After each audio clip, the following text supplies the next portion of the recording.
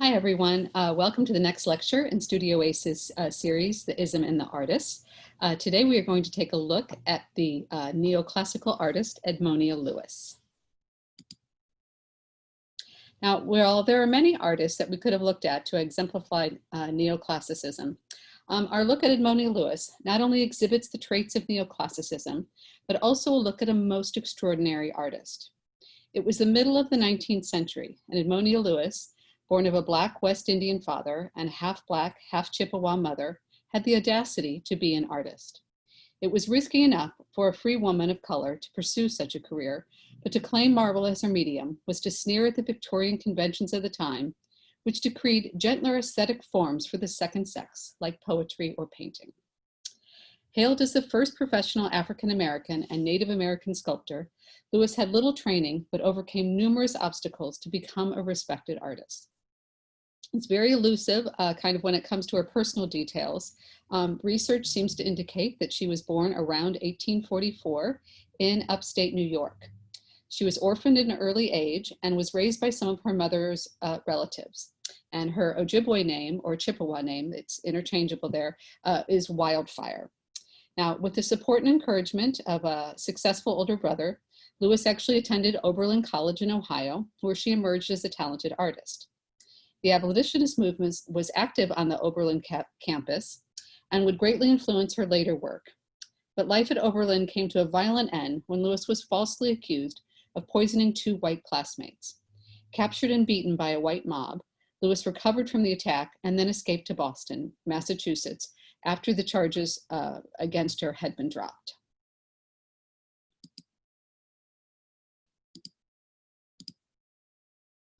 Now, this statue of Benjamin Franklin is located in Boston in front of City Hall. And no, Edmonia Lewis did not do this. It is a bronze statue with a marble and granite base. And legend has it that upon arriving in Boston, Edmonia saw the statue and said, "I too can make a stone man." Now, this is actually a bronze statue, so we don't know if this is the exact one she saw, but it was certainly from the period, and the neoclassical artist created this one, and it certainly looks like any great Greek or Roman hero standing there. So she was certainly inspired by seeing this sculpture. Now, in Boston, Lewis befriended abolitionist William Lloyd Garrison and sculptor Edward A. Brackett. It was Brackett who taught Lewis sculpture and helped propel her to set up her own studio. By the early 1860s, her clay and plaster medallions of Garrison, John Brown, and other abolitionist leaders gave her a small measure of commercial success. In 1864, Lewis created a bust of Colonel Robert Shaw. He was a Civil War hero who had died leading the all-Black 54th Massachusetts Regiment. This was her most famous work to date, and the money she earned from the sale of copies of the bust allowed her to move to Rome, home to a number of expatriate American artists, including several women. On the base, it actually reads, "Martyr for Freedom." Now, about 100 plaster copies of this bust were made and sold in around in the 1860s, and this was some of the money that allowed her to go to Rome. Now, she also worked on these medallions, and this is one here of Wendell Phillips. He's also an abolitionist, sculpted by Lewis. She had done many by John Brown several years earlier, and we actually see the advertisement for John Brown medallion sculpted by Lewis. This ad was placed in the March 25th, 1864 edition of The Liberator, which was an anti-slavery magazine based out of Boston. And sales of these medallions also helped her to relocate to Rome. And also pretty remarkable when you consider that the Civil War is going on at this time. So she sailed to Europe in 1865 and joined a community of American sculptors, including female sculptor Harriet Hosmer. The group was derided by the author Henry James as a white Marmorian flock. James singled Lewis out for special scorn. "One of the sisterhood was a negress," he wrote, "whose color, picturesquely contrasting with that of her plastic material, was the pleading agent of her fame." But Lewis was becoming famous, a bona fide celebrity, in fact. She was gifted and ambitious. Her themes were biblical, literary, political, and mythological. but it was her race that made her an exotic curiosity. Now, Lewis spent most of her adult career in Rome, where Italy's less pronounced racism allowed increased opportunity to a Black artist. There, Lewis enjoyed more social, spiritual, and artistic freedom than what she had in the United States. Being a Catholic, her experience in Rome also allowed her both spiritual and physical closeness to her faith. In America, Lewis would have to continue relying on abolitionist patronage, but Italy allowed her to make her own in the international art world.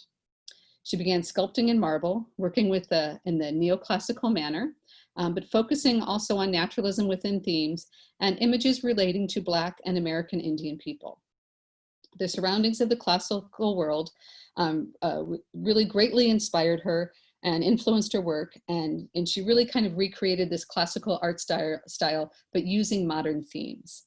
And she really presented people in her sculptures as draped in robes rather than in contemporary clothing. So she was using a modern theme, but also using that neoclassical, that whole idea of it. So really quite fascinating. Her Roman studio was actually a required stop for the moneyed class who were taking the grand tour. And again, when we talked about in the neoclassical lecture about people visiting Pompeii and Herculaneum, this would have been part of the tour all around Rome there. Frederick Douglass actually visited her and sat for her. Ulysses S. Grant sat for her, and he was said to actually have been quite pleased with her sculpture. She also made busts of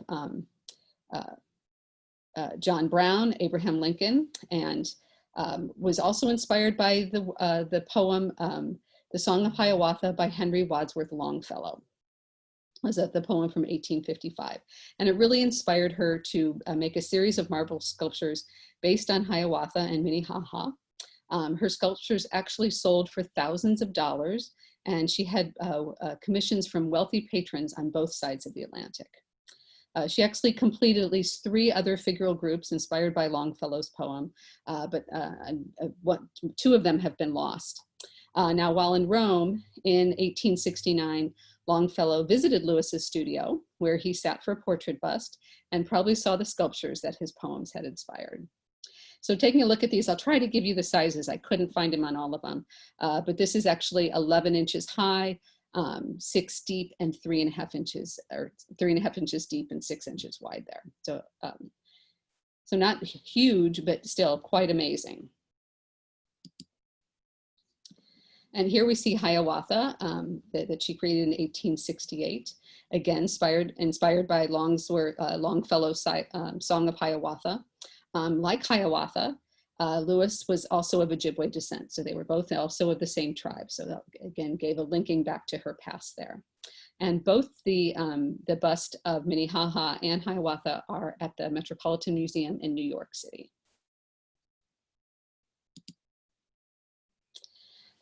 This is another sculpture inspired by the Song of Hiawatha, and it inspired her to carve the old arrow maker.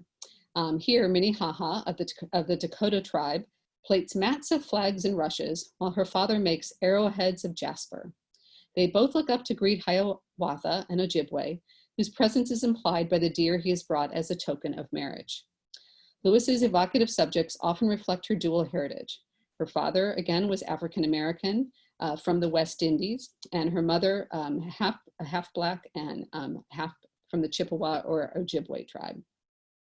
So the cessation of hostilities between the Ojibwe and the Dakota after years of intertribal war that the poem and sculpture represent may refer to Lewis's hopes for reconciliation between the North and the South after the Civil War. In the story, Hiawatha later marries Minnehaha with the wish that old feuds might be forgotten and old wounds be healed forever. And this sculpture here is 21 inches high, 13 and 5/8 wide, and 13 inches deep. And here we see her sculpture Indian Combat, which is really this spiraling composition with these 3 really kind of intertwined figures, really one of her most dynamic and complex creations. And usually Lewis's Native American subjects typically exist in multiple versions. This particular example appears to be unique, so there was no plaster bust made of this for sale. And so you really have these three protagonists engaged in almost this very graceful combat, a very complicated structure. And also it went from lots of texture, which would have been very rough, to very highly polished, again, to show the different texturing and clothing that we have there. And here's some other views of this where you can really, again, take a look. And again, this is coming from one piece of marble. So for this all to come out of that, just this very complicated thing is really quite amazing. And this was 30 by 19 by 14 inches. So getting a little bit bigger there. Now, many sculptors had been drawn to Rome by the availability, of course, of the fine white Carrara marble and the skills of the Italian stone carvers.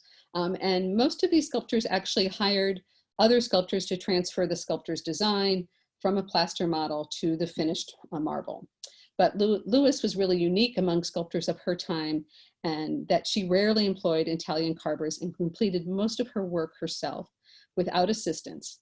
And part of this was just perhaps her skill, but also a lack of funds. So Lewis occasionally carved sculptures of mythical scenes, which were very popular with American tourists visiting Rome. Poor Cupid, or Love Ensnared, depicts the cherub with his hand caught in a trap as he reaches down for a rose. Frivolous sculptures like this one were really appealed to the Victorian sentimentality of affluent Americans who were traveling around Europe. So she was able to sell these and supplement her income for her other work that she did. Now, Lewis developed her skills in Rome also by copying classical sculptures. These sculptures would often be sold again to American tourists, providing much needed source of income. And so the original sculpture of Moses by Michelangelo was completed around 1515 and stands in the tomb of Pope Julius II in St. Peter's Basilica in Rome. To a Black female sculptor, the opportunity to emulate such an exalted artist's work must have really meant a great deal. The figure of Moses himself may also have been an inspiration. By rescuing the Israelites from Egypt, Moses exemplified the desire for freedom felt by many Blacks during the 19th century. And Edmonia said, "I thought I knew everything when I came to Rome, but I soon found I had everything to learn." So really kind of humbled by, again, seeing all these magnificent sculptures that were, again, all there. So Michelangelo and Bernini, just incredible.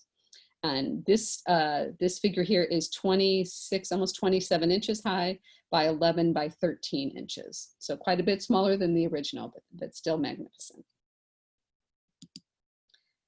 And here we see another copy. This is a young Octavian or Augustus, shows the adopted heir of Julius Caesar. It's a copy of a sculpture in the Vatican galleries that dates from the late 18th century or early 19th century. Now, many artists copied this piece, and it became so popular that tourists could even order reproductions from a catalog. Edmonia Lewis's version was said to be one of the best, and one of her patrons even wrote in a letter, "It seemed to all of us the best reproduction of the original then offered by any artist in Rome." So like we were saying, she's had quite a bit of following, quite a bit of celebrity, which is really just kind of amazing when we're thinking this is the early 1870s in Rome and what was happening in America at the time.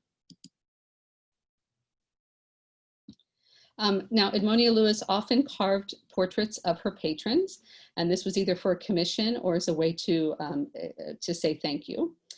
This piece depicts the poet Anna Quincy Waterstone, who, along with her husband, the Reverend Robert C. Waterstone, really helped Lewis raise the money to pay for the first marbles that she carved in Rome.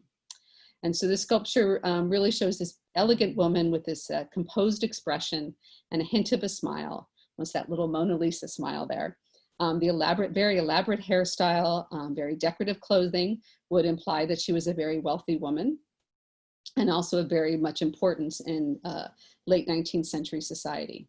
And in fact, Anna Quincy Waterstone wrote a poem titled Edmonia Lewis in 1864. And here's an excerpt from it. "'Tis fitting that a daughter of the race, whose chains are breaking, should receive a gift so rare as genius.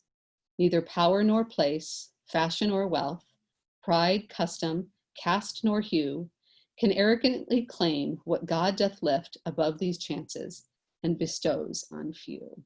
So really a beautiful poem, and kind of sums up this whole idea of this amazing sculptor at this time in Rome.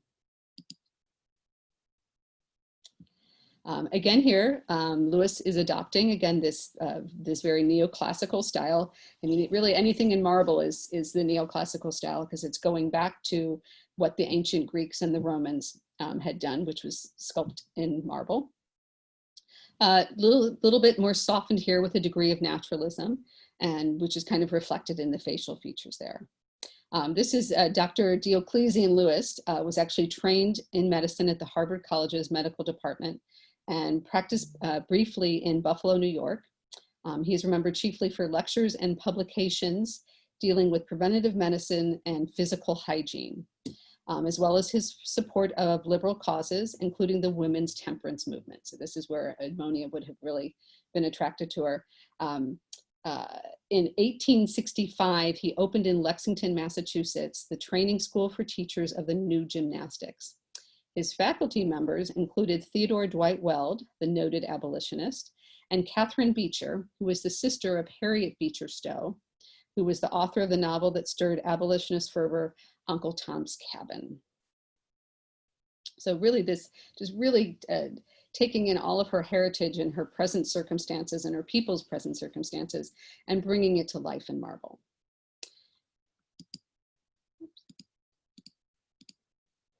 Now, here's her bust of Abraham Lincoln that she did. He did not sit for this. She just did it probably from pictures. And this was also completed in Rome, and she just really highlights some of his strong features here. So probably, again, as a tribute to him for ending the Civil War and for going through with it all.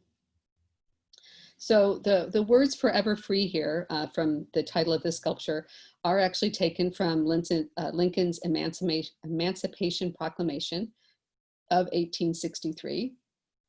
And this white marble sculpture, we see here this man standing, staring up and raising his left arm up into the air, and wrapped around his left wrist is a chain. However, this chain is not restraining him. To his right, a woman kneeling with her hands held high in a prayer position. The man's right hand is gently placed on her shoulder, on her right shoulder. So "Forever Free" is really a celebration of Black liberation, salvation, and redemption, and really represents the emancipation of African-American slaves after the war. Lewis really attempted to break stereotypes of African-American women with this sculpture. So we see the woman here completely dressed, and so really not sexualized in any way, shape, or form, which was really much more so the case there. And we also see, again, taking those neoclassical techniques. If we take a look at the clothing, we kind of see those ancient togas and everything that are on there, but again, in this contemporary setting that we're seeing. So just beautiful.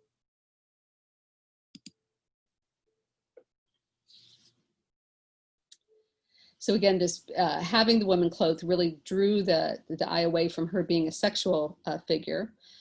This sculpture also, of course, symbolizes the end of the Civil War. While African Americans were legally free, they continued to be restrained, shown by the fact that the couple had chains wrapped around their bodies. The representation of race and gender has been critiqued by modern scholars, and particularly the Eurocentric features of the female figure. And this piece is actually at Howard University Gallery of Art in Washington, D.C. So in that whole idea is that, again, she's not really using the African or Black features on the woman, but much something more that looks like coming from Europe, again, going back to that whole neoclassical idea. This next sculpture here is of another historically strong woman. This is Hagar. It's also known as Hagar in the Wilderness, inspired by a character from the Old Testament, who was the Egyptian handmaid or slave of Abraham's wife, Sarah. So Sarah was unable to conceive a child, so she gave Hagar to Abraham in order that he could bear a son. And Hagar gave him his firstborn son, Ishmael. Sarah then gets pregnant and gives birth to her own son, Isaac. She's now jealous of and resented Hagar, so she tells Abraham, you must send her out into the wilderness and cast her into the wilderness. And so Lewis here depicts Hagar with this empty jug at her feet, looking toward heaven and wringing her hands as she wanders the desert, really desperate for water and for a place to be. And now Lewis may have chosen Hagar as a symbol of courage and survival, and also to kind of symbolize the African American mother in the United States, and the frequent abuse of African American women. So again, bringing that whole idea, using these, going back into history, but using them in contemporary times. And really take a look at the clothing here. It's just magnificent, how she has sculpted all of this, and the hair is just stunning. And this is actually her most well-known sculpture and also her largest. It is actually 63 inches high, 46 inches deep, and 31 inches wide. So really quite a large, and not quite life size, but really getting up there. Now, the story of Cleopatra's suicide has been of great intrigue to artists throughout history. Cleopatra died by suicide on August 30th in 30 BC. An extremely powerful woman choosing to take her own life before the inevitable overthrow of her kingdom by the Romans. And it also really denied the pleasure of them killing her herself. Now, she chose a bite to her breast by an asp, which we see there in her right hand. I tried to get a better picture of it that you can see over there on the right, so you can kind of see the little snake up there. That is, of course, a poisonous Egyptian serpent, but is also a symbol of divine royalty. So she's continuing that idea. And Lewis really does something quite remarkable with this story. Instead of seeing the queen devastated in her defeat and cringing in the midst of this horrible snake bite to her bosom, we really see Cleopatra here in this really undeniable majesty, and is really kind of conveying one of her most greatest points of power, and that she chose how she was going to leave this earth and still not let anyone have rule over her. Another interesting feature here is Lewis put in those two faces on either side of her knees there are the twins that Cleopatra actually had with Mark Antony. It's a little creepy, but still very cool. We'll take a look at some of the other views of this. So a major coup in her career was participating in the 1876 Centennial Exposition in Philadelphia. And that is what she created Cleopatra for. It was a 3,015-pound marble sculpture, and again, portrays the queen in the throes of death. Again, it depicts this moment popularized by Shakespeare in Antony and Cleopatra, in which Cleopatra allows herself to be bitten by a poisonous asp following the loss of her crown.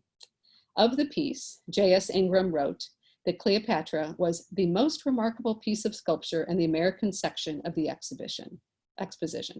Much of the viewing public was shocked by Lewis's frank portrayal of death, but the statue drew thousands of viewers nonetheless, and really was her crowning achievement as a sculptor. And how better to prove that her abilities were as equal to any other artist than to take on an ambitious piece while giving the alluring story from a feminist point of view. But the story's not over. So the post-exhibition life of Cleopatra gets a little rocky. Too tired and it's really too much to carry this 2-ton marble back to Rome, Lewis places it in a storage facility in Chicago. And not long after this, it was presumed lost for nearly a century. In 1892, it was reported on display in a saloon. Sometime later, the owner of the Harlem racetrack, in what is now the suburb of Forest Park, west of Chicago, placed the sculpture there to mark the grave of the owner, Blind John Condon's favorite racehorse, whose name happened to be Cleopatra. After the racetrack closed, the sculpture remained on site, which over the years became a golf course and later a munitions factory in World War II. When the Postal Service built a bulk mail center on the land in 1972, the sculpture was moved to a salvage yard. A fire inspector discovered the statue in the early 1980s and enlisted his son's Boy Scouts troop to clean and paint it. And they did all of this from one photograph. In 1985, the statue was given to the Historical Society of Forest Park, who in turn donated it to the Smithsonian American Art Museum in 1994, where it now resides. So quite a journey, really, from ancient Egypt to modern times, where this statue took, and just beautiful, beautiful work on there.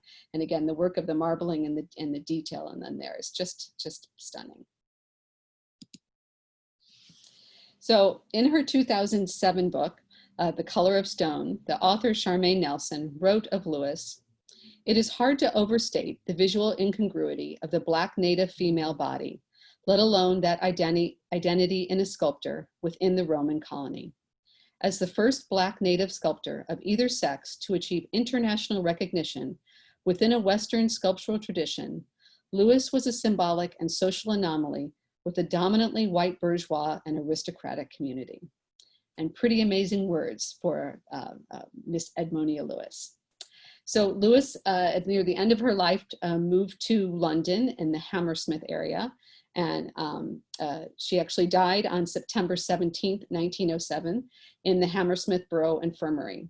And according to her death certificate, she died from chronic Bright's disease. And she was, we see her here buried in St. Mary's Roman Catholic Cemetery in London. And one kind of really neat thing is the grave had fallen into disrepair, but in 2017, there was a GoFundMe. And you can see they restored the grave and put up this beautiful gravestone here.